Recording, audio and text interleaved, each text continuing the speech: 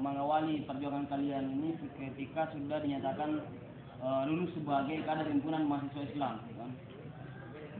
Salawat dan salam kepada Junjungan Agung Muhammad Sallallahu Alaihi Wasallam sebagai pelopor sejati yang membawa arus peradaban besar, yang melakukan manuver-manuver pandangan yang jauh, membuat berbagai modifikasi, berbagai rancangan-rancangan yang jelas sehingga mampu membawa umat Islam menuju rahmatan lil alamin, mampu membawa agama Islam menjadi agama yang visioner atau agama yang membawa kepada kenegaraan yang selalu berkesinambungan dalam berbagai dimensi, berbagai masa, berbagai zaman, yaitu Islam.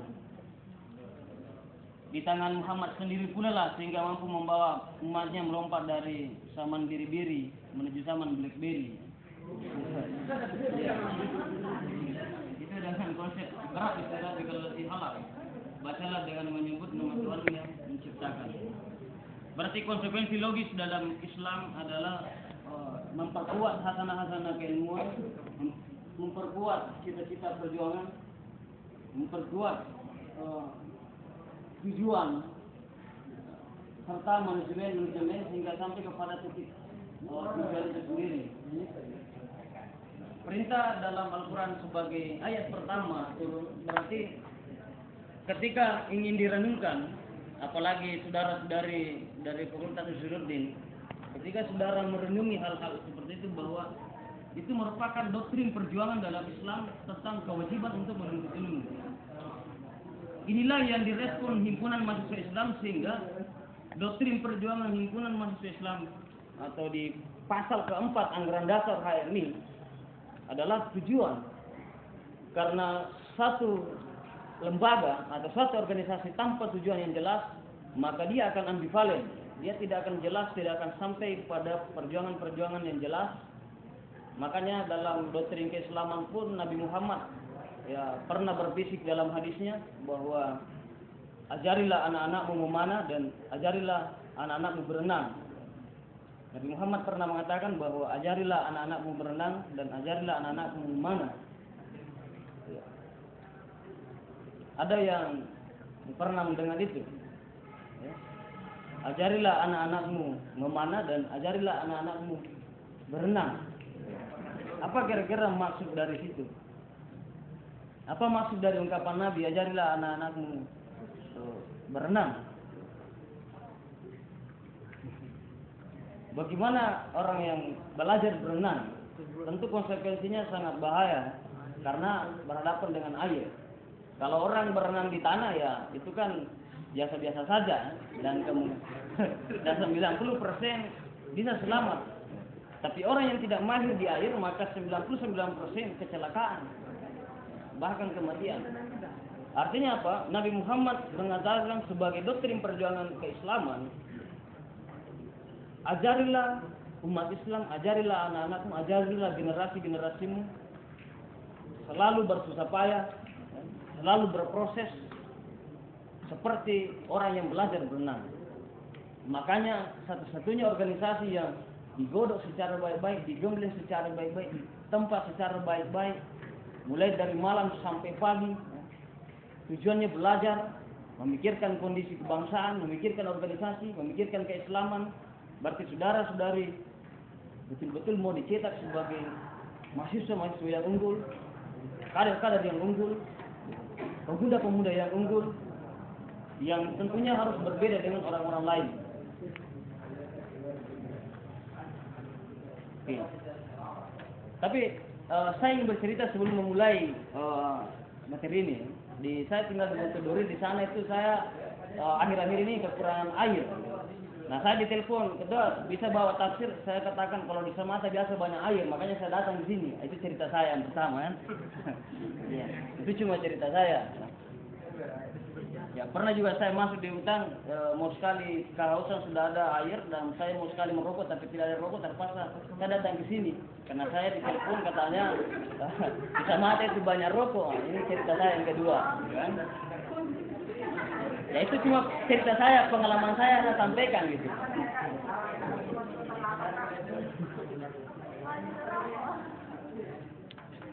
Oke, apa itu tafsir?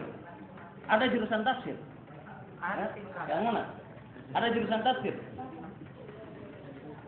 Atau ada yang pernah pesantren? Selain pesantren kilat. Ya. Selain pesantren kilat, yang katakan dulu selain pesantren kilat. Maksudnya pernah nyantri nih? Atau mondok? Ada?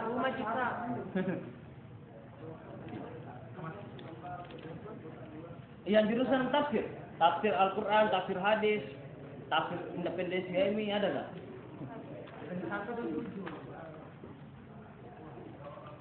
Atau ada yang ingin berkomentar apa itu tafsir? Cerita saja. Karena di HMI itu selalu doktrin lebih baik salah 1000 kali di dalam daripada salah 1 kali di dalam. Nah itu filosofi dalam himpunan mahasiswa Islam. Ada yang berkomentar apa itu tafsir?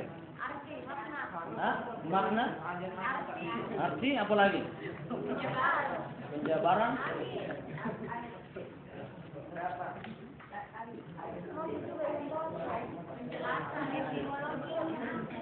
Tafsir, ada yang mengatakan bahwa penjelasan, apalagi penjabaran, apalagi tafsir.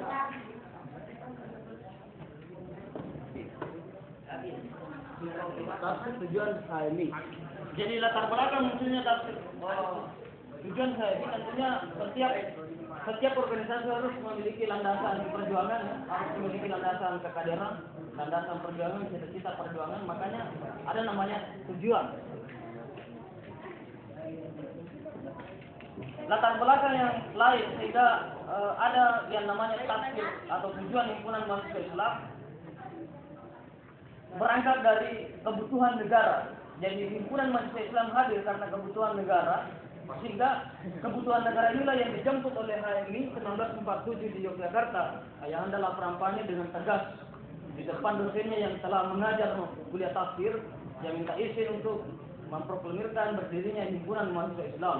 Dalam catatan sejarah ada yang mengatakan hanya 11 orang pada saat itu, 12 orang dengan dosennya, dan mengatakan bahwa yang mau bergabung saja di HMI, yang ikut HMI, yang tidak mau kan toh tanpa mereka HMI tetap berdiri.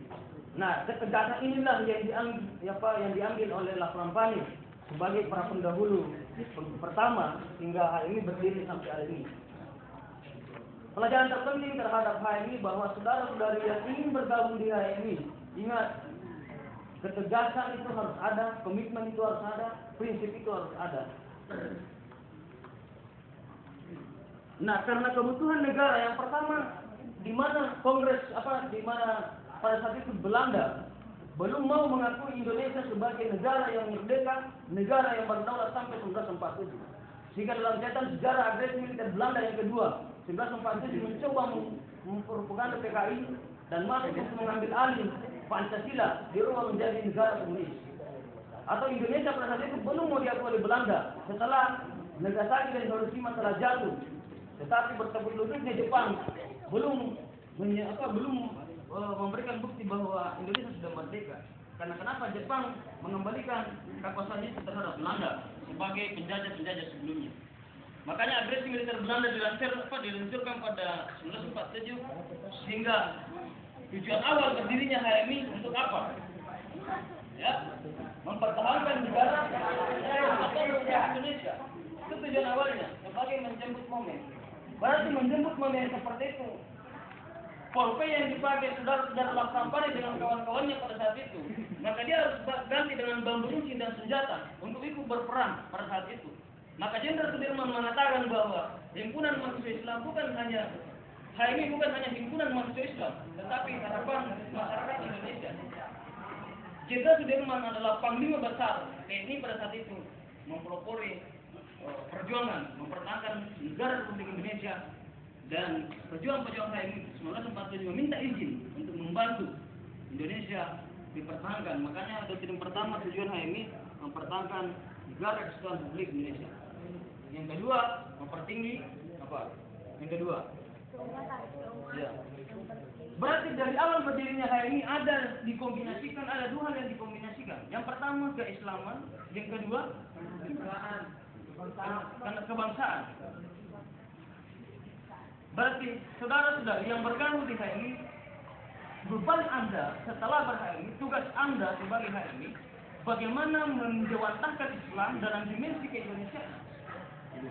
Yang dulunya berislam karak Araban, maka bergabungnya di HMI, saudara-saudari harus menerima konsekuensi bahwa penyebaran saudara terhadap Islam harus berlandaskan konteks Indonesia.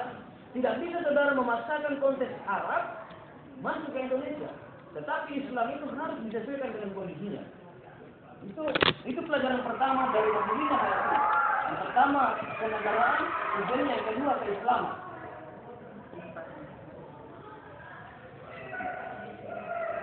Nah, hal-hal seperti itu. Yang pertama, di mana Indonesia pernah dijajah, berarti Indonesia pernah menjadi budak. Ketika di masa penjajahan, maka Indonesia atau rakyat-rakyat Indonesia menjadi budak. Yang kedua, masa-masa revolusi, yaitu 1945. Kemudian masa-masa reformasi. Hal-hal itulah yang menyebabkan munculnya tujuan HMI. Nah, inilah yang dijabarkan dalam dalam pasal 4 anggaran dasar HMI. Dijabarkan tentang terbinanya institusi akademis, pencipta pengabdi yang bertawaskan Islam dan bertanggung jawab atas terwujudnya masyarakat adil makmur yang diundang Allah Subhanahu wa taala. Nah, ketika kita menulis secara mendalam terbinanya institusi akademis, pencipta pengabdi, ketika kita menulis secara mendalam tentang tujuan HMI, maka organisasi ini merupakan lembaga kualitas yang bercorak kualitatif. Berarti ketika dihayati anggaran dasar Himpunan Mahasiswa Islam pasal 4 atau tujuan Himpunan Mahasiswa Islam, maka ini yang menjelaskan bahwa HMI adalah organisasi yang mengedepankan namanya kualitatif. Berarti berapapun orang yang bergabung di HMI setiap tahun, mau 5 orang, 7 orang, 10 orang, maka itulah yang mau diterima asalkan dia bersungguh-sungguh ber-HMI. Karena kenapa? Himpunan Mahasiswa Islam adalah organisasi kualitatif berdasarkan tujuannya. Dari tujuan inilah menolak bahwa HMI merupakan organisasi politik seperti yang marak yang terjadi hari ini, maka itu ditolak. Karena kenapa? Bertentangan dengan tujuan HMI. Ketika dikatakan bahwa lembaga HMI merupakan lembaga ekonomi perputaran uang, maka itu hal-hal seperti itu harus ditolak. Karena kenapa? Bertolak belakang dengan tujuan HMI. Ketika dikatakan bahwa HMI merupakan lembaga untuk mendorong seseorang untuk menjadi orang besar, punya wawasan yang luas, punya cita-cita yang baik, punya jangkauan masa depan yang jauh lebih panjang, jauh lebih visioner, maka itulah HMI karena kualitatif. Oleh karena itu saya tegaskan di sini sebagai pengurus cabang yang mau saya bergabung di HMI, yang ikut di HMI, karena berdasarkan tujuan HMI adalah kualitatif.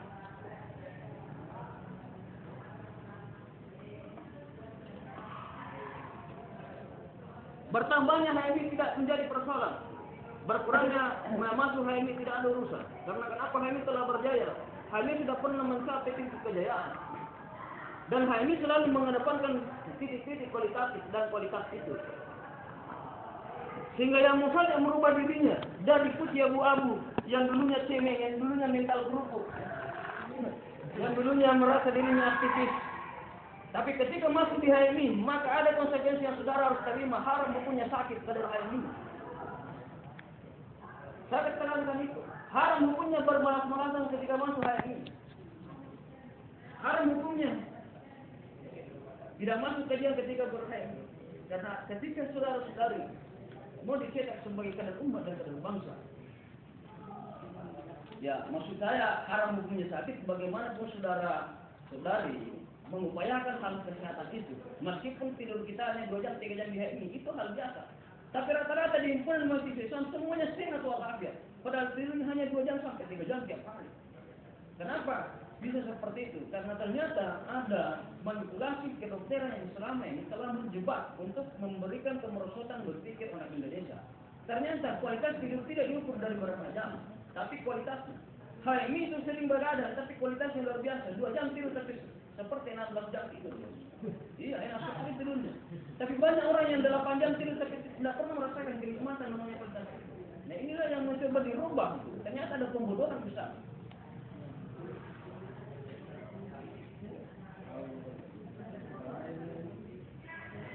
Nah, itu merupakan doktrin perjuangan masuk ke tujuan HMI.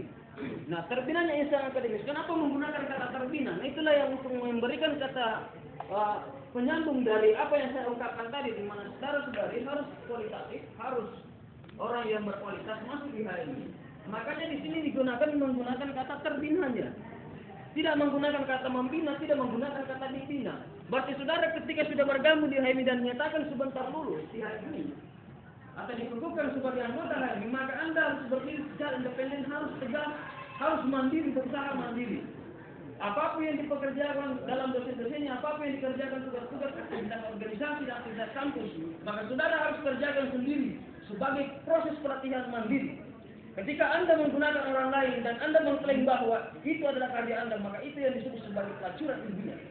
Anda tidak ada bedanya dengan pelacur yang ada di Nusantara. Pelacur yang ada di Nusantara dia menjejakkan tubuhnya, tapi saudara yang terparah ketika pelacuran ilmiah karena kenapa? Otak inilah yang akan memberikan kejahatan terbesar dari sekian banyak orang. Makanya pelacuran ilmiah adalah sangat berbahaya. Kalau pelacuran Nusantara mungkin satu orang per orang. Tetapi ketika seperti ini adalah salah pendoktrinannya, maka sekian yang hadir di sini, maka itu adalah tanggung jawab saya. Ketika kekeliruan itu saya sampaikan, maka sekian yang hadir di sini, maka itu menjadi tanggung jawab saya. Maka ini yang dinamakan orang yang menjunjung tinggi nilai akademis, menjunjung tinggi nilai filosofis, menjunjung tinggi nilai ilmiah, maka dia harus jujur terhadap karyanya sendiri. Inilah yang disebut sebagai terbinanya. Untuk apa? Supaya saudara-saudari terbina sendiri tanpa membutuhkan orang lain untuk besar seperti itu. Seandainya HMI menggunakan kata dibina, maka saudara-saudari harus dibina terus-menerus. Seperti anak-anak kecil yang selalu minta pertolongan. Seandainya HMI menggunakan kata membina, maka otomatis sang senior, maka tiap hari harus memberikan fasilitas dan memberikan apapun untuk kader-kadernya. Maka yang muncul adalah pemanjaan. Tetapi menggunakan kata terbina, berarti saudara-saudari di sini menggunakan kata terbina inilah dalam kaidah filosofis dan kaidah bahasa Indonesia. Maka di sini lebih cenderung kepada individual yang dia sendiri mengukur dirinya bagaimana berusaha sesuai dengan disiplin ilmu yang dia sukai, disiplin ilmu dia pilih. Maka di situ saudara harus berdiri secara tegas terhadap pilihan-pilihan itu. Kemudian menggunakan kata insan dalam Al-Quran disebut beberapa kali kata-kata yang berkaitan dengan manusia. Ada insan yang dikatakan dalam Al-Quran yang menitipkan juga kepada manusia. Selain dari insan apalagi yang berindikasikan kepada manusia dalam Al-Quran itu? Selain insan. Ya, nas, apalagi? An-nas, Al-Bashar, Al-Insan.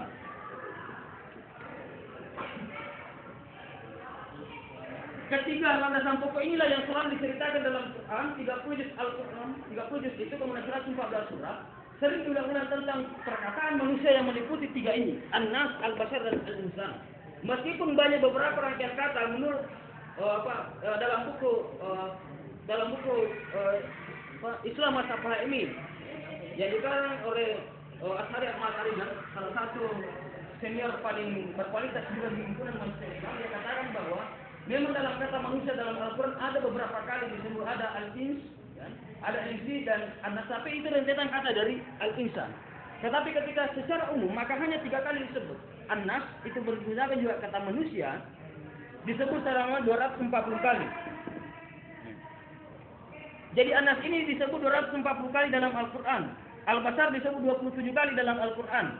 Dan Al-Insan disebut 65 kali dalam Al-Quran.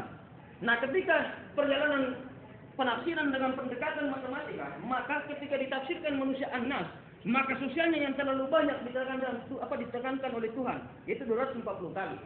Berarti ketika ditafsirkan Islam dengan pendekatan matematik, dengan pendekatan matematik, maka Tuhan lebih banyak bercerita tentang manusia pada wilayah sosialnya.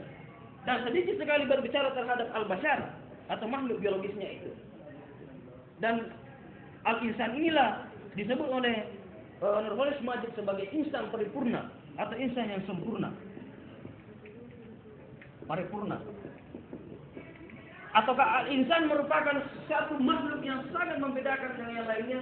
atau ada yang mengatakan bahwa insan bisa ditafsirkan adalah manusia yang sudah sampai kepada tingkatan-tingkatan kualitas-kualitas tertentu, makanya disebut sebagai al-insan. Kalau an-nas maka dia bersifat sosial. Kalau al-bashar ini dimiliki juga oleh al-hewan, gitu kan? Nah, kalau al-insan itu sudah jelas manusia dan memiliki kualitas tertentu yang sudah sampai kepada derajat tertentu, makanya disebut sebagai al-insan.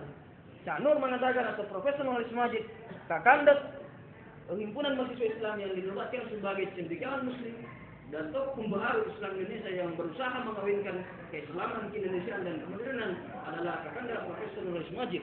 Itulah yang memberikan tafsiran bahwa al-insan bisa dikatakan insan kamil, insan sempurna. Karena hanya manusia lah yang berpotensi sampai pada tingkat yang sempurna. Tuhan itu tidak sempurna. Hanya manusia yang sampai kepada tingkat kesempurnaan dengan penjabaran Tuhan seperti ini. Yang berpotensi mencapai kesempurnaan hanyalah manusia sebagai satu-satunya makhluk. Tuhan tidak sempurna, tetapi Tuhan maha sempurna. Yang mau sampai kepada tingkat sempurna hanyalah manusia, tapi maha sempurna adalah Tuhan. Itulah yang maha sempurna. Sehingga ukuran kesempurnaan manusia bukan berarti tidak pernah bersalah.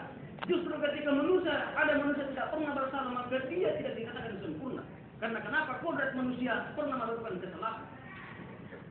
Tetapi ukuran kesempurnaan manusia manakala dia selalu mengukur dirinya selalu lebih baik tiap hari, selalu mempertinggi derajatnya, dan selalu mendorong dirinya untuk menjadi kualitas pribadi-pribadi yang unggul. Itulah disebut sebagai al-insan, selalu menekankan kemajuan, peningkatan. Maka inilah yang dikatakan hadis Nabi, orang Islam yang rugi adalah ketika amalnya hari ini bagus atau baik, tapi besoknya itu jelek. Tetapi orang berkualitas, orang Muslim berkualitas, ketika hari ini bagus, maka semakin hari semakin bagus. Itulah orang yang beruntung dalam Islam, kata Nabi.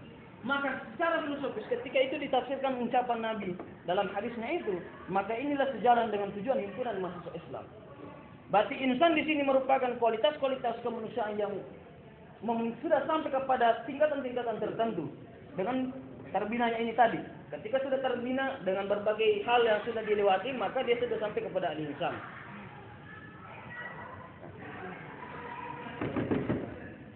Nah, saudara-saudara, akademis.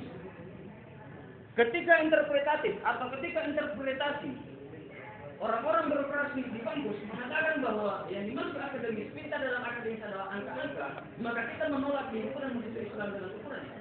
Karena kenapa? Himpunan mahasiswa Islam adalah insan akademis pencipta pengabdi. Dia adalah lembaga kualitatif.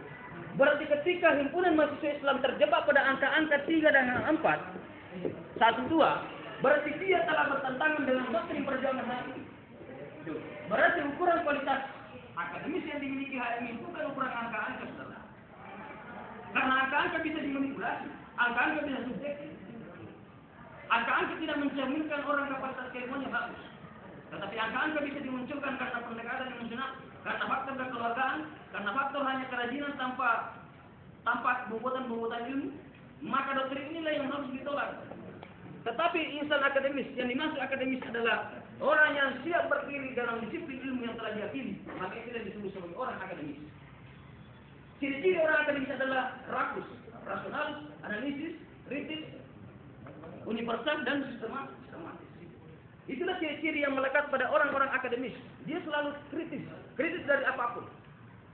Kritis dalam menerima materi, kritis dalam menjalani hubungan. Bahkan ketika pacaran pun harus. Ketika ditembak perempuan, tanya sama laki-laki, apa tujuanmu, bos? Atau kakanda, apa tujuannya mau mencari saya? Kalau hanya mau menjadikan sebagai objek, hal sebagai hasrat pemuas, maka tinggalkan. Karena saya sebagai subjek. Saudara sudah dianggap sebagai subjek, sebagai perempuan. Dari zaman jahiliyah Muhammad, pada saat itu, di zaman jahiliyah Muhammad sudah ada tapi belum menjadi nabi. Maka tidak ada harganya perempuan, bahkan perempuan yang baru lahir dia harus dibunuh. Berarti pada saat itu perempuan tidak memiliki nilai. Maka inilah dikatakan oleh kaum orientalis yang mengatakan bahwa menurut penelitian, baik itu penelitian dari skala barat maupun penelitian dalam skala timur, perempuan di zaman jahiliyah adalah perempuan yang sampai kepada minus derajat. minus 0 derajat. Jadi perempuan di zaman jahiliyah sebelum Nabi Muhammad SAW menjadi nabi, menyebarkan agama keislaman, perempuan pada saat itu posisinya di bawah minus 0 derajat. Baik penelitian barat maupun penelitian timur telah sepakat bahwa itu minus 0 derajat. Minus 0. Inilah sebabnya Nabi Muhammad mencoba mengangkat derajat perempuan dengan pendekatan-pendekatan secara sosial, yaitu pembagian zakat.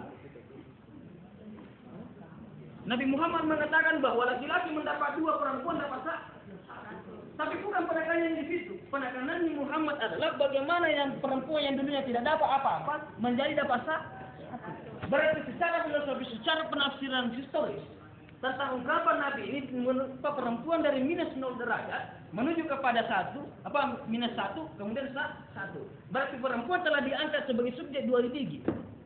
Dari minus 0 menuju 0 menjadi 1. Jadi minus 0 menuju 0, 1 menuju 1, berarti 2 digit. Berarti perempuan dulunya hanya sebagai objek, sebagai hasrat penguas di masa jahiliyah. Dia paham perjudian di masa jahiliyah. Orang yang perempuan pada saat itu ketika dia hamil, maka orang mengatakan, apakah karena itu laki-laki atau perempuan? Maka belum cukup umurnya, maka di situ langsung dikeluarkan anaknya dari perutnya, bahwa ini adalah laki-laki, ini adalah perempuan. Maka itu adalah perjudian. Perempuan pada saat itu hanya sebagai penguas, saudara. Maka disebut sebagai citra kemanusiaan insan itu tidak ada, tapi hanyalah sebagai al-bashar. Nah, minus 1, minus 2, berarti sudah diangkat sebagai. Nah, hal-hal inilah yang menjadi kritis. Saudara harus kritis dari hal apapun. Apalagi ada yang berkomentar tentang ciri-ciri akademis. Apa yang ada dalam pikiran saudara-saudari ketika mendengar kata akademis? Apalagi cerita saja. Apakah misalnya akademis itu terbuat dari makanan kaleng, dengan penyusun mandiri? Ya, terserah, membaca semua saja. Ya. Daripada lebih baik ngomong kosong daripada ngomong.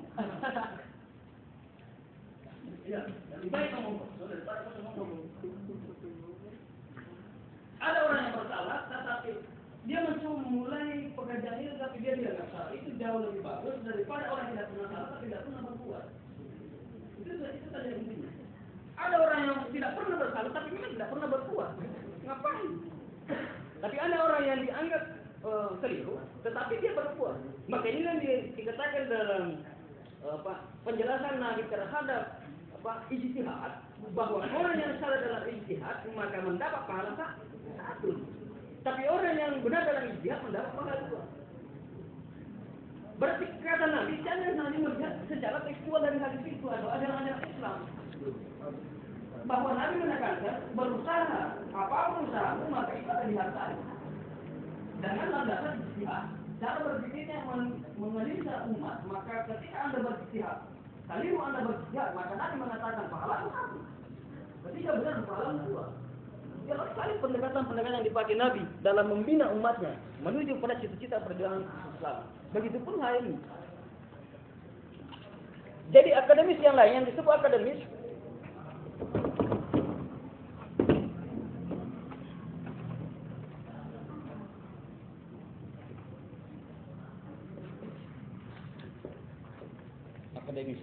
ya biasa kalau saya menjelaskan memfokuskan papan 2. Apalagi kalau papan seperti ini kan tidak apa-apa lah. Ini yang saya maklumi. Jadi akademis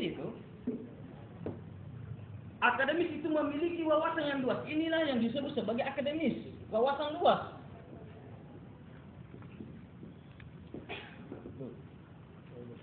Jadi angka 4 pun kalian dapat dalam kuliah, maka tidak ada artinya ketika wawasan Anda tidak luas. Ngapain itu angka-angka? Makanya dalam teori pendidikan yang paling banyak membuat seseorang sukses 90% kesuksesan bukan karena angka-angka, tetapi karena kualitas yang dibangun dari wawasannya itu sendiri. Jadi wawasan luas, kemudian rakus, siap berdiri pada jurusan disiplin ilmu yang telah dia pilih, itulah akademis. Kemudian pencipta. Maka ciri-ciri pencipta atau yang dimaksud sebagai mahasiswa yang berorientasi menjadi pencipta Dia selalu melihat kemungkinan-kemungkinan yang lain dari yang sudah ada.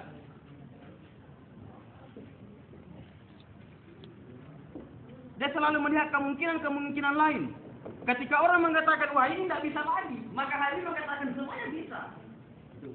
Inilah yang tadi saya katakan bahwa di HMI kita diajarkan melampaui keterbatasan. Ketika ada orang mengatakan bahwa sebatas saya seperti itu, maka silakan berjuang lampaui keterbatasan itu. Itulah kadar HMI. Tapi ketika orang bukan HMI mengatakan oh tidak bisa, kemudian anda yang mengatakan tidak bisa, maka bukan kalian sebagai yang dimaksud sebagai HMI yang sebenar-benarnya. Tapi ketika orang mengatakan tidak bisa, anda mengatakan saya bisa. Itulah HMI.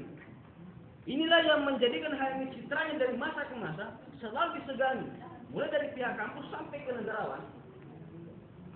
Itu karena sikap yang tegasnya itu, kritisnya itu. Kenapa dia berani seperti itu? Dan itu karena ditopang oleh wawasan keilmuan yang matang. Jelas sekali. Jadi selalu melihat ada kemungkinan lain. Kemudian yang kedua selalu melihat ada inovasi. Ada inovasi baru. Ketika perkuliahan saudara-saudari hanya perkuliahan yang stagnan, hanya sekedar bertatap muka dosen dengan mahasiswa tanpa memberikan orientasi apakah ada penambahan ilmu yang baik ataukah banyak. Ketika seperti itu sudah harus kritis dan harus menciptakan formulasi baru untuk mendapatkan itu. Kemarin saya bertemu dengan adik kader saya. Dia memilih lebih cepat selesai, tanpa waktu lagi. Pas 4 tahun dia selesai. Dan ternyata banyak di sampingnya yang menangis. Kenapa menangis? Dia menerima ijazahnya lebih bagus kualitasnya sertifikat yang didapatkan di sebenarnya daripada ijazahnya yang didapatkan 4 tahun. Makanya dia katakan saya menyesal sekali ini yang saya rebut 4 tahun selama ini tanpa organisasi, hanya sekedar kuliah dan kampus. Tidak ada isinya. Karena dia melihat lembar itu kertas putih yang ada stempelnya, yang ada tanda tangan. Ternyata dia lihat lebih bagus desainnya, lebih bagus kertasnya, sertifikat HMI LK1, LK2, LK3 yang dia dapat. Makanya dia mengatakan bahwa menyesal sekali saya kalau ini saya hanya ingin mengandalkan pencipta. Jadi yang dimaksud pencipta adalah kemungkinan-kemungkinan lain. Dia selalu melihat ada kemungkinan lain, ada yang bisa diciptakan. Inovasi baru itu ada, kreatif. Dia selalu berupaya menciptakan hal-hal baru.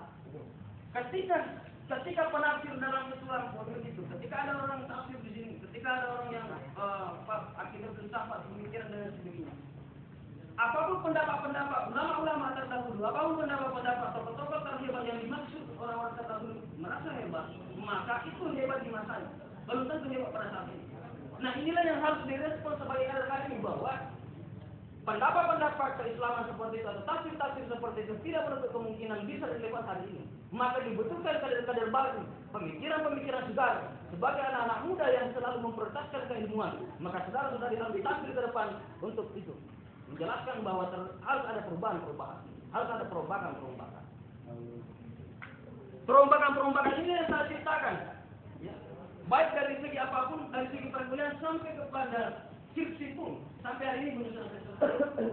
Karena itu, karena kenapa saya selalu memprioritaskan tentang kualitas pencipta itu. Harus ada kreativitas yang lain. Harus ada ketegasan bahwa ini adalah karya ilmiah yang harus saya kerjakan menurut berdasarkan pemikiran saya. Saya lebih intervensi oleh dosen bahwa tidak, skripsi harus begini. Saya mengatakan kalau seperti itu bukan karya saya, itu karya Bapak. Skripsi harus begini, bukan karya saya, itu karya Ibu. Saya tolak, makanya sampai hari ini dianggap gila. Saya merasa berdiri kepada sebenarnya karena kenapa yang dimaksud karya ini adalah karya yang saya ciptakan. Atau saya harus mengikuti karya pemikiran begini. Ya kalau persoalan metodologi oke, tapi kalau persoalan isi pemikiran dari sisi itu saya tolak. Itu kan namanya mengadopsi, itu kan namanya pelajaran ilmiah. Apalagi membeli jasa bos, membeli nilai, wah itu paling bahaya, makanya malah praktek. Malah praktek di kesehatan bisa saja hanya dokter dengan pasien yang mati bos. Tetapi manfaat yang ada di pendidikan atau dunia akademik atau dunia keilmuan seperti di kampus, maka ketika seseorang cara berpikirnya kemudian menghadapi mahasiswa sekian banyak, berarti dia bertanggung jawab terhadap semuanya.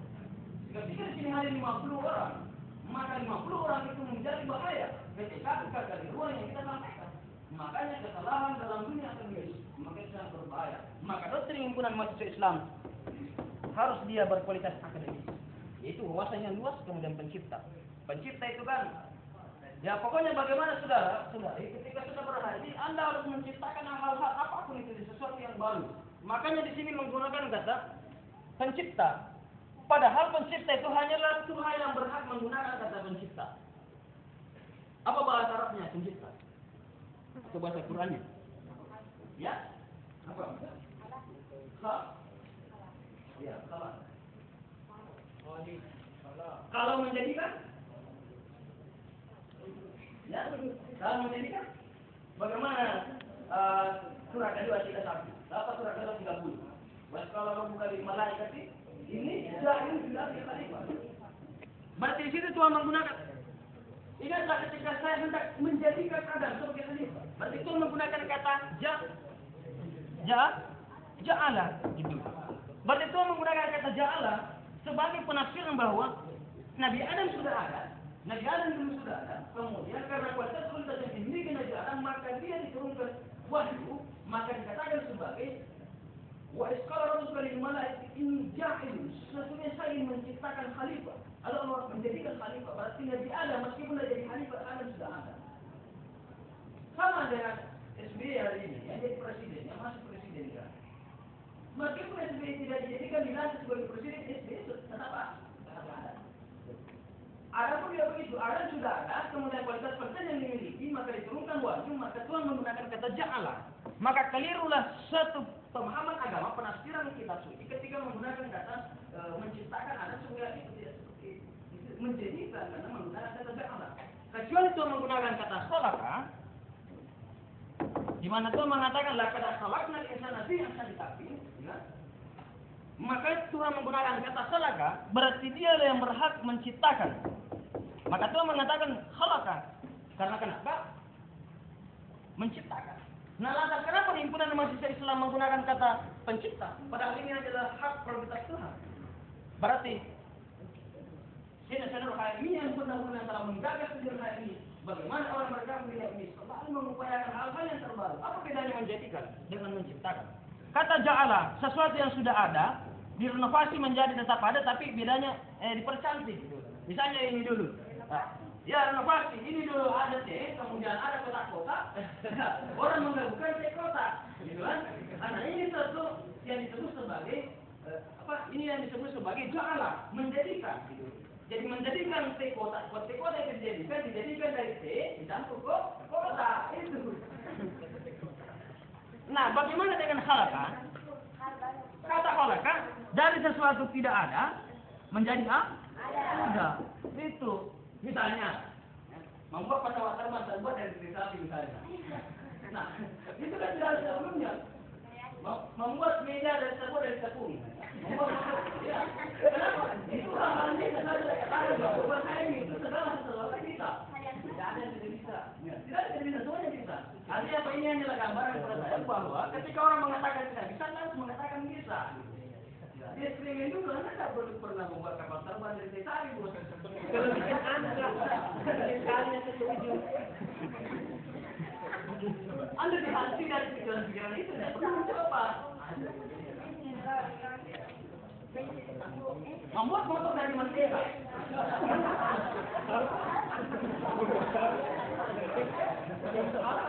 Nah, ini saya maksud bahwa di mana berhaim itu harus menciptakan sesuatu yang tidak ada kemudian menjadi ada, ataukah menjadikan sesuatu yang sudah ada menjadi inovasi, ya, sesuatu yang baru kreatif. Maka itulah yang menjadi bisa dijadikan sebagai pasar. Di pasar itu bisa berlaku apapun itu ketika itu modifikasi. Perangkat bagaimanapun, ya, tidak pernah mandi bagaimanapun, ketika dipercantik oleh akan lalu apapun itu. Coba lihat apa perbedaannya monit yang menghasilkan uang dengan monit yang menghasilkan uang. Bukan saya.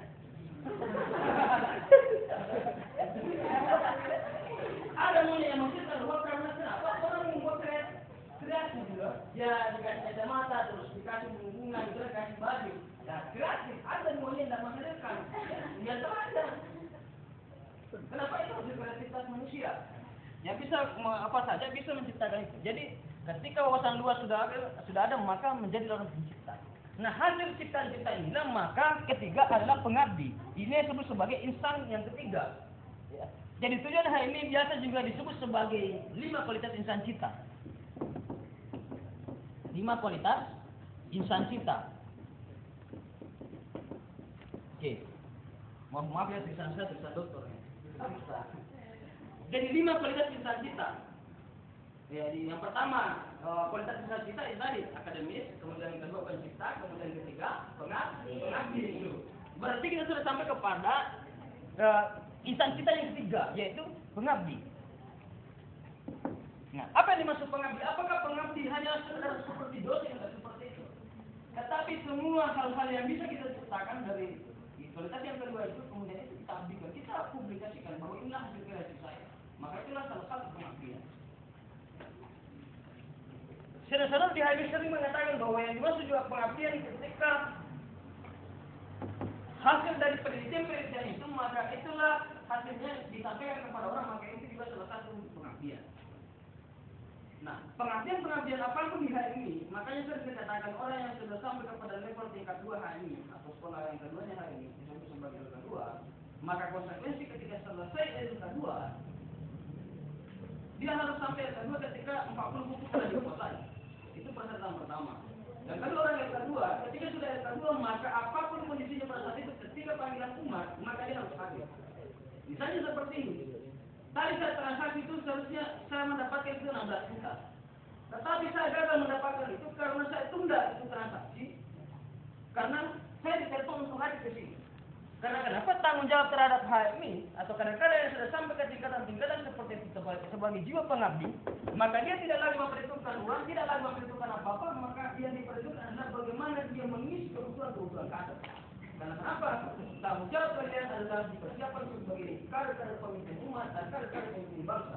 Anda yang akan mengisi ruang-ruang birokrasi negara ada banyak, dan Anda akan mengisi ruang-ruang birokrasi yang ada di dunia kampus, dan Anda yang akan mengisi ruang-ruang yang ada di dunia keilmuan. Makanya dari sekarang pilihlah sesuai dengan kecenderungan kalian. Mau jadi politikus itu boleh di HMI, mau jadi ilmuwan boleh di HMI, semuanya bisa. Jadi mulai dari sekarang tentukan, Anda mau jadi orang ilmuwan, intelektual, ya memang berjuang. Tapi ada di HMI, ada memang orang yang tidak mau kerja. Karena kadang-kadang jiwanya memang bukan intelektual, tapi dia di politisi. Maka jemput baik-baik itu. Sebagai seniornya, maka baca baik-baik karakter-kadernya itu. Ketika dia mau berpolitik, silakan arahkan ke politik. Ketika memang dia kemampuannya di dunia pemikiran, ya silakan dia di intelektual. Ketika memang kuat bacaan, maka dia di intelektual. Itu harus ada pilihan yang seperti itu. Jadi jelas terarah kita punya kehidupan. Jadi pengabdi. Nah, pengabdi inilah hasil dari sini tadi, pencipta itu dan akademis. Memiliki wawasan yang luas itulah maka pengabdian itu muncul. Bagaimana saudara bisa mengabdi ketika tidak memiliki wawasan yang luas? Oke, sampai di sini ada yang ditanyakan, ada pernyataan, ada yang berkait, silakan. Ya, maksudnya berkait pikiran. Oke, tanyakan memang sebelum saudara dikukuhkan menjadi kader HMI, tanyakan memang apa yang mau ditanyakan tentang KHMI ini. Sebelum saudara saya kukuhkan sebentar.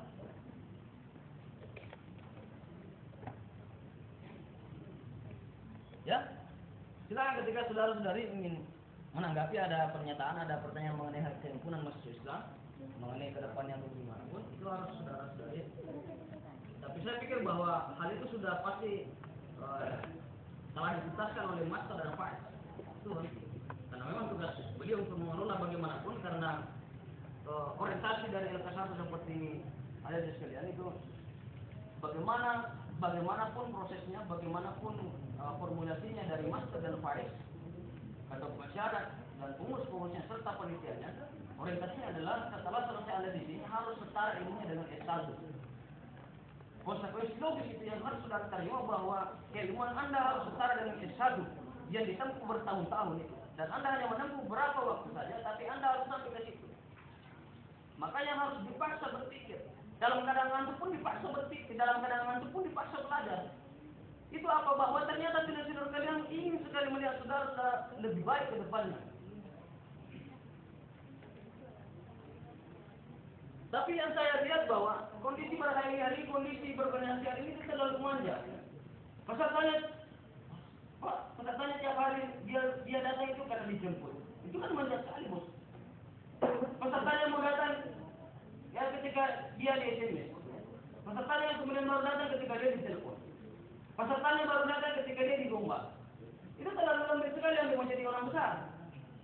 Karena kenapa? Konsekuensinya di mana logika berpikirnya ketika saudara ingin membutuhkan namanya ilmu, ada juga yang harus dijemput. Ya, harus dia harus digombal baru datang. Memang kacau memang negara ini ketika pemuda-pemuda seperti ini. Kalau kader ini saja seperti ini, bagaimana dengan yang lain?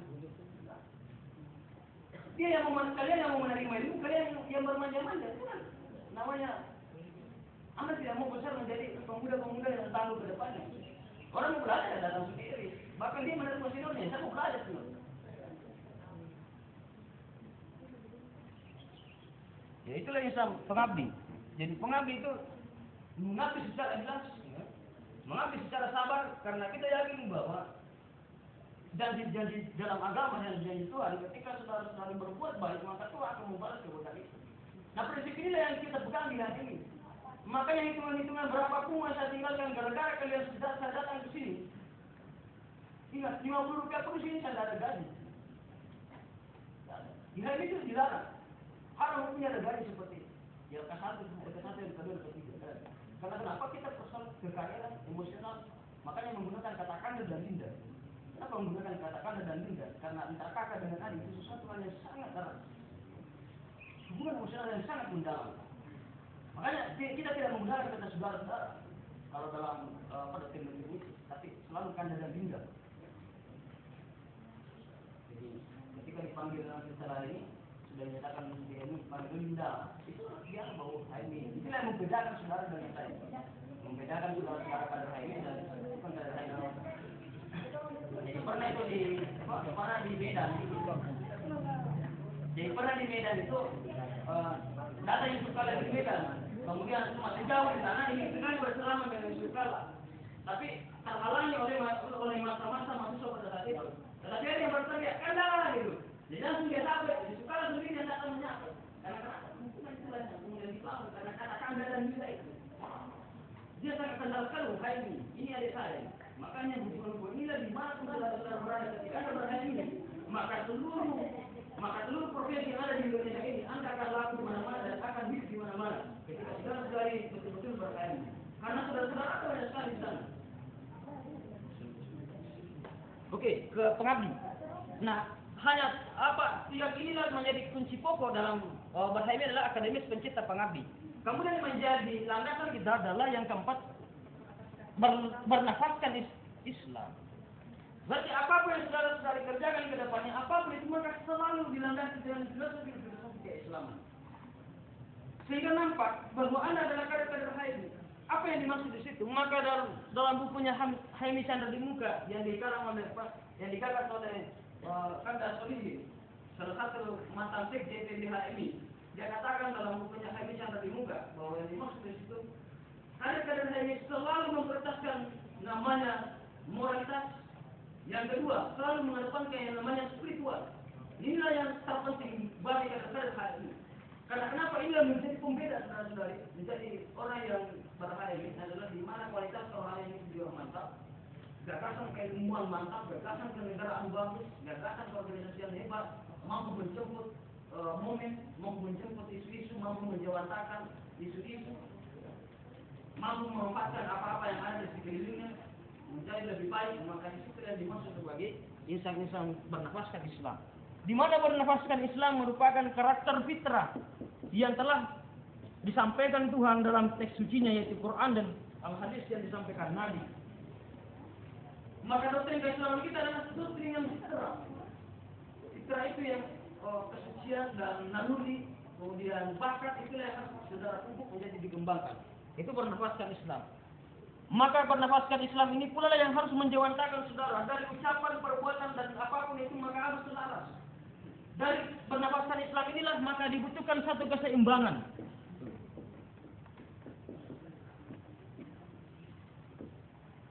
Menjalin ta'aruf boleh, tapi seimbangkan jangan rasa terus.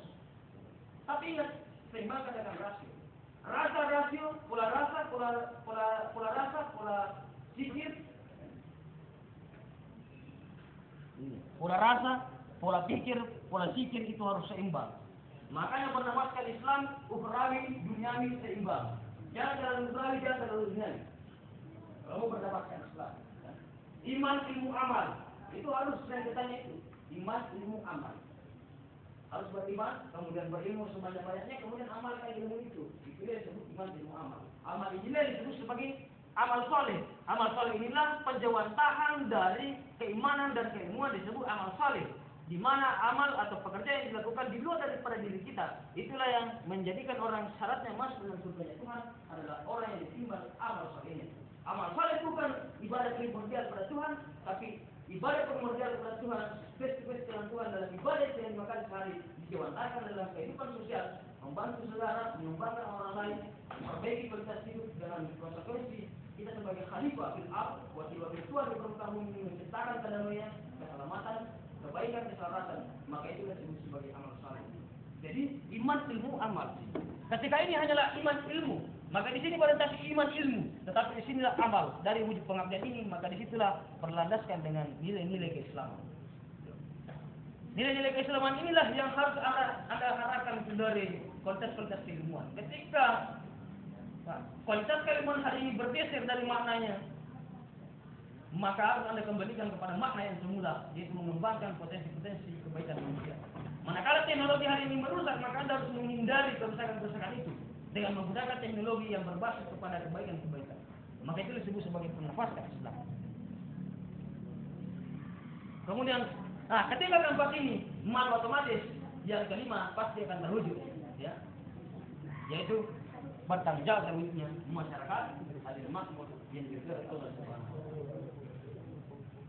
Masyarakat yang adil makmur sampai hari ini hanyalah pemikiran-pemikiran yang utopia, cita-cita yang terlalu tinggi, keinginan-keinginan luhur yang sangat mendalam, tetapi tak mampu diwujudkan sampai hari ini. Keinginan-keinginan itu. Makanya himpunan Majelis Islam yang bagaimana yang dimaksud orang yang sudah sampai kepada keberhasilan ini, maka ceritakanlah diri Anda selalu dekat terhadap tujuan hari ini, maka disitulah menjadi ukuran Anda sudah menjawantakan tujuan himpunan Majelis Islam. Itu kuncinya. Ada yang bertanya? Jelas. Jadi ketika saudara-saudari sudah menjawantakan kehidupan Anda mendekati dengan tujuan himpunan Majelis Islam, maka disitulah ukuran keberhasilan Anda sebagai al-insan, sebagai orang-orang yang mubsar. Jadi inilah yang sempat saya uraikan pada 5 kualitas insan cita, sejarah latar belakang kenapa harus ada tujuan, kemudian 5 kualitas insan cita ini. Tentu hanyalah pembahasan kita di sini adalah pembahasan yang kulit-kulit karena baru level 1. Karena ada tataran-tataran tertentu. Masih banyak sekolah-sekolah yang Anda menanti Anda di himpunan Majelis Islam untuk menjadi lebih tinggi lagi jenjangnya. Nah, setelah ini tentunya apa tugas-tugas Anda sebagai mahasiswa? Ini yang terakhir. Setelah doktrin ini,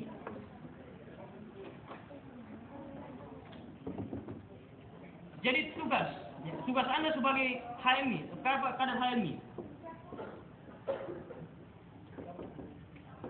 Jadi tugas kader HMI selalu bersemangat dalam aktivitas apapun yang selalu mengembangkan potensi keterangan. Jadi kader-kader himpunan Majelis Islam ketika dinyatakan sebentar sudah dibutuhkan lulus sebagai kader HMI, maka kapan semangat setiap hari itu selalu menyala-nyala dalam kehidupan saudara-saudari, dalam aktivitas manapun dan aktivitas apapun, dan selalu membangkitkan cita rasa kalian untuk mengembangkan ide-ide itu. Yang kedua, tugas-tugas himpunan kader-kader himpunan Majelis Islam atau HMI, maka dia harus punya wawasan yang luas, Kemudian ketika bertanggung jawab terhadap apapun pekerjaannya. Yang keempat, dia berpikir bebas, kreatif. Dia selalu mengharap ada hal-hal yang lain yang muncul lebih kreatif daripada dari ide-ide yang dicetuskan. Yang kelima, menjaga etika dari senior, menjaga etika dari orang lain, dari teman-teman, itu harus dijaga. Kode-kode seperti itu, kode-kode etiknya itu. Yang kelima, yang keenam, spiritual itu yang selalu ditumbuhkan sebagai penyeimbang dari segala aktivitas saudara sebagai mahasiswa.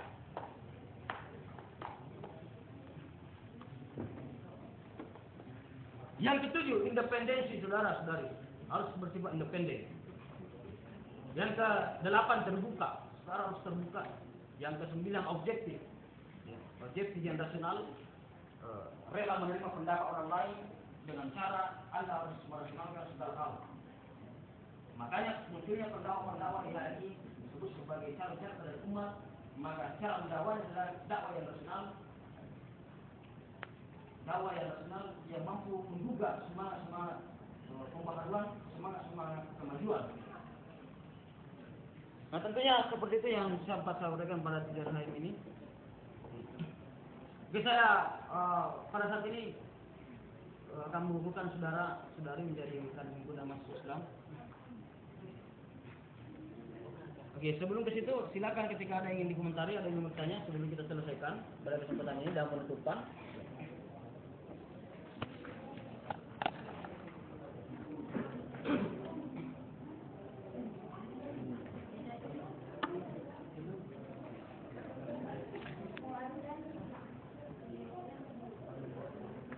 Ya silakan saudara berdiri semua. Iya silakan. Jadi masalah tentang iman itu dengan amal. Ya. Dan saya pahami bahwa itu iman, ilmu, amal kan. Ya. Kenapa harus didahulukan iman dulu, amal dengan iman, ilmu, amal. Nah, selesai, kan? Saya harus dulu mengilmui, baru saya mengiman sesuatu, baru saya amalkan. Kenapa harus iman dulu, amal? Makanya dalam Islam iman itu bertiga-tiga. Ya, iman itu bertiga-tiga dalam kata Nabi. Iman itu ada iman yang agak rendah, ada yang sedang, ada yang tinggi, ada yang sedang tinggi. Iman. Makanya Asy'ariyah Kematerikan menggunakan NDPH ini, maka dia menggunakan yang pertama adalah iman. Ada doktrin ilmu yang menggunakan kata ilmu dulu baru beriman. Berarti kalau seperti itu hanyalah orang-orang tertentu yang bisa beriman. Apa hanya orang tertentu yang bisa merasakan namanya iman? Misalnya, bagaimana dengan orang-orang tua yang ada di kampung? Saudara-saudara Anda yang ada di kampung, masyarakat Anda yang ada di kampung yang tak pernah mengenyam namanya tidak pendidikan dan tidak memahami itu, tidak memiliki ilmu itu, bagaimana dia mau dikatakan orang beriman? Tetapi kata Asy'ariyah Kematerikan, iman inilah hanya sebagai motivasi perjuangan.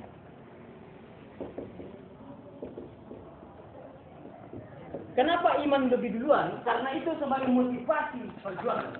Kenapa Anda berilmu? Karena Anda yakin bahwa ketika saya berilmu, maka saya akan lebih besar.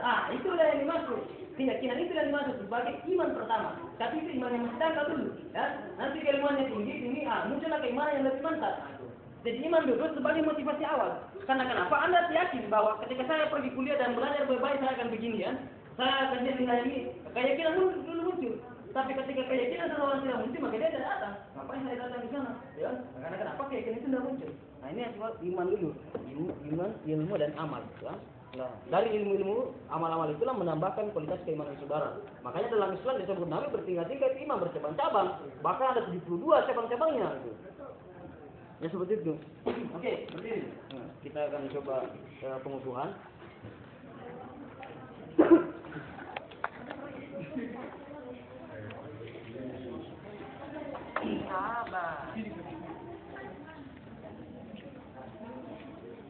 Oke, saudara-saudari, ikuti apa yang saya sampaikan sebagai pengukuhan terhadap saudara-saudari untuk sampai kepada ada lingkungan mahasiswa Islam.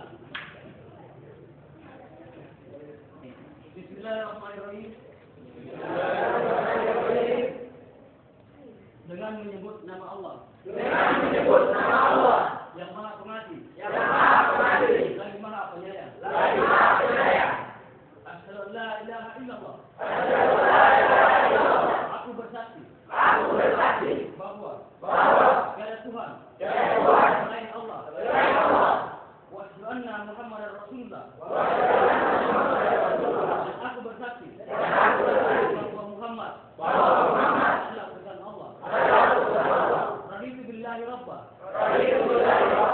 Aku ridho. Islam agamaku. وبالإسلام دينا وبمحمد نبينا dan Muhammad adalah nabiku dan rasulku. Inna salati sesungguhnya salatku wa nusuki ibadahku wa mahyaya hidupku wa matiku adalah kepada Tuhan sekalian alam. Oke, baik saudara-saudari, saya sudah menyatakan saudara, saya bersumpah setia taat kepada himpunan masuk ke Islam. Saya berjanji menjadi kader terbaik dan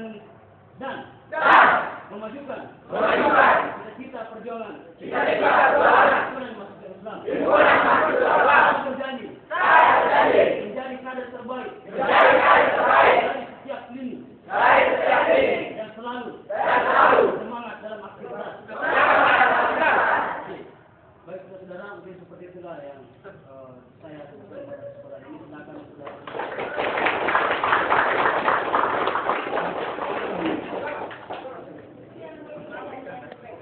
Ya, silakan dulu lah sebagai persiapan penutupan. Silakan dulu.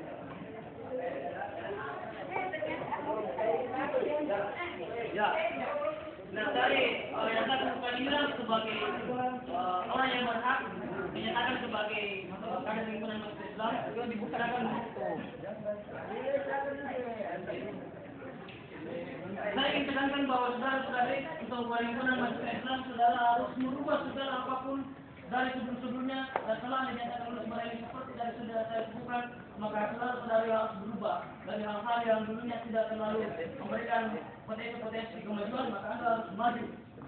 Ketika Anda banyak menggunakan aktivitasnya dulu, Anda berbuat mengide yang terlalu lama, kemudian menonton tinggal semua itu karena itu merusak. Ingat bahwa orang besar itu adalah orang yang dimana mudahnya selalu menggodok diri yang menjadi orang terbaik dan berkualitas. Tapi orang yang banyak pengangguran di luar sana, coba analisa baik-baik bagaimana perjalanan hidupnya di masa mudanya. Dia terlalu banyak menonton. Tapi nontonnya beda. Di masa muda nontonnya kita adalah televisi, nontonnya kita adalah game, nontonnya kita adalah berkuda-kuda, nontonnya kita adalah malam minggu. Tapi ketika esok hari nontonnya beda. Saudara-saudara Anda, junior Anda, angkat-angkat Anda sudah naik mobil, sudah terbang kemana-mana mengajar, sudah menjadi orang terlibat, Anda hanya menonton. Kalau Anda, teman-teman Anda sudah naik pesawat, teman-teman Anda sudah naik mobil, Anda tetap naik motor setelahnya itu. Kenapa? Nontonnya beda. Oleh karena itu ada kesalahan orang tua yang selalu menelpon tiap hari yang harus Anda luruskan. Kesalahan pertama orang tua ketika menelpon, pertama ditanyakan, nah, tahun berapa kau lulus? Maka pertanyaan yang tepat untuk tukang bangunan, tahun berapa yang bangunan ini selesai? Yang kedua, kesalahan orang tua sering dia menelpon tiap hari, nah, sudah berapa penghasilan? Pertanyaan ini adalah pertanyaan keliru dari orang tua yang harus saudara luruskan. Bahwa pertanyaan itu hanya tepat pada para pengusaha atau para pengusaha. Sudah berapa penghasilan? Tapi pertanyaan yang belum pernah ditanyakan orang tua kecuali orang tua saya. Saya katakan bahwa nah, sudah berapa ratus buku yang sudah kau baca sebagai mahasiswa. Kalau memang kau mahasiswa sudah berapa ratus buku yang sudah kau baca. Yang kedua, nah, uang yang selalu saya kirimkan kamu tiap minggu dan tiap bulan sudah berapa ratus buku yang sudah kau baca. Pertanyaan sudah apa ini pertanyaan? Ini yang menjadi harus dirubah. Kosmetik hindari itu beribu. Sudah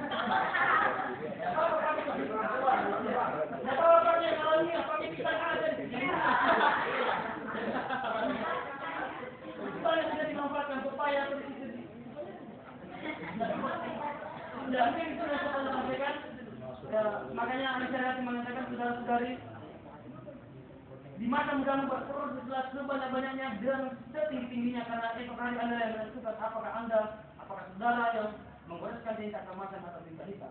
Oleh karena itu, jangan selalu menjadi ulat yang selalu membusuk dalam kepunggungnya, tapi berusaha menjadi kupu-kupu yang cantik dan indah.